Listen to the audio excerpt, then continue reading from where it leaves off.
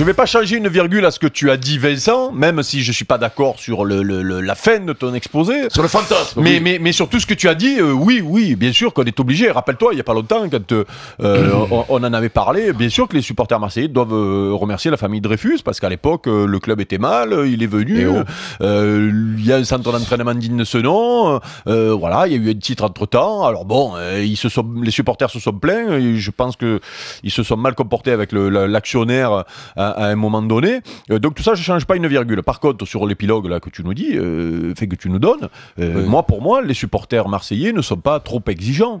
Ils sont simplement des supporters, et le propre même d'un supporter, c'est de rêver.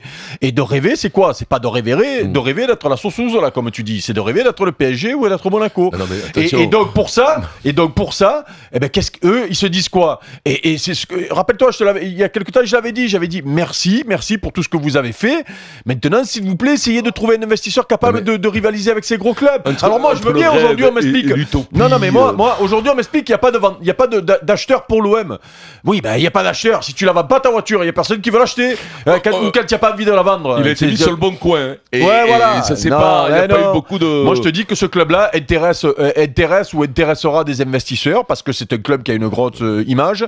Ça peut être l'intérêt aussi d'un investisseur de venir justement essayer de contrecarrer le PSG et Monaco. Ça peut être aussi l'intérêt des diffuseurs d'avoir un troisième gros club à championnat de France, et donc peut-être de faciliter les choses.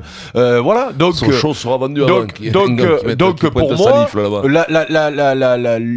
ce dont rêvent les supporters de l'OM, c'est que des investisseurs capables de mettre des moyens dans ce club-là arrivent. Alors après, ça se fera pas. Mais tu vois, t'empêches les gens de rêver. Comment on Donc rêve toi, tu veux plus que les gens rêvent. Mais moi, je pars de ce principe quand même assez cartésien. C'est-à-dire, comment on peut rêver qu'un mec arrive et te mette des milliards dans un club? Je sais pas, moi. C'est comme si moi, tu me disais ailleurs. Moi, j'ai fait un rêve, c'est que je joue au Real Madrid demain avant-centre avec Ronaldo. Mais parce que c'est arrivé ailleurs. Il y a des rêves qui sont complètement débiles. Oui, mais mais ça arrive ailleurs. Mais ça arrive à Monaco, qui est une ville dans le monde connue. Si un gros de 130 kilos devient avant-centre du Real Madrid, tu peux rêver, toi.